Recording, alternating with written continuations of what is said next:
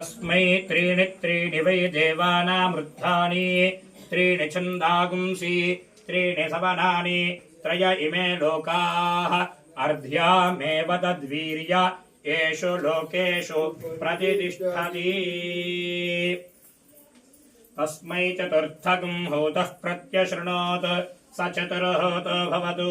चतुर्होता हवैनामैषः तं वा एतं चतुर्होतगं सन्तम् चतुर्होतेत्यादिक्षते परोक्षेण परोक्षप्रिया इव हि देवाः आत्मन्नात्मन्नित्यामन्त्रयता। तस्मै पञ्चमगं भूतः प्रत्यशृणोत् स पञ्चहोतो भवतु। पञ्चहोतो हवैनामैषः तं वा एतं पञ्चहोतगं सन्तम् पञ्चहोतेत्यादिक्षते परोक्षेण परोक्षप्रिया इव हि देवाः आत्मन्नात्मन्नित्यामन्त्रयता। तस्मै षष्ठमगं भूतः प्रत्यशृणोत् षड्ढूतो भवतु। षड्ढूतो हवैनामैषः तं वा एतगं षड्ढूतगं सन्तम् षड्ढूतेत्यादिक्षते परोक्षेण परोक्षप्रिया इव हि देवाः आत्मन्नात्मन्नित्यामन्त्रयता। तस्मै सप्तमगो भूतः प्रत्यशृणोत् स सप्तहूतो भवतु।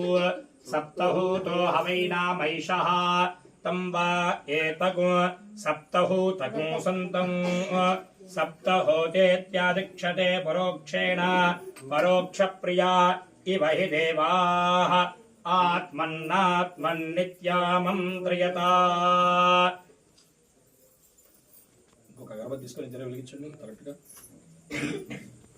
तस्मै त्रीणि त्रीणि वै देवानामृद्धानि त्रीणि छन्दागुंसि त्रीणि सवनानि त्रय इमे लोकाः अर्ध्यामेव तद्वीर्य येषु लोकेषु प्रतिष्ठति।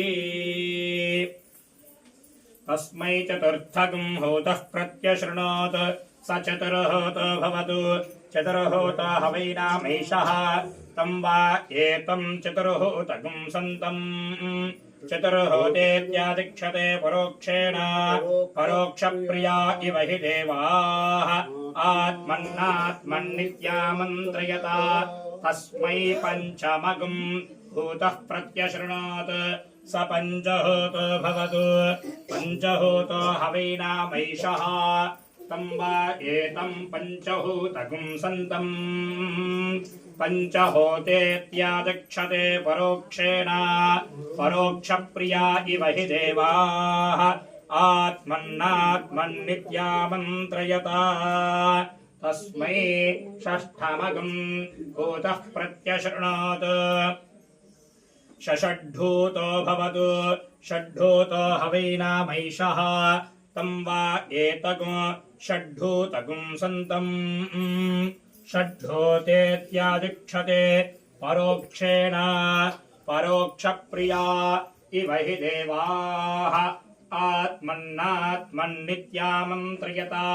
तस्मै सप्तमगो भूतः प्रत्यशृणोत् स सप्तहूतो भवतु। सप्तहूतो हवैनामैषः तं वा एतगो सप्तहूतगं सन्तम् सप्तहोतेत्यादिक्षते परोक्षेण परोक्षप्रिया इव हि देवाः आत्मन्नात्मन्नित्यामन्त्रयता। ఒక అగరబత్తి తీసుకొని జర వెలిగించండి కరెక్ట్గా.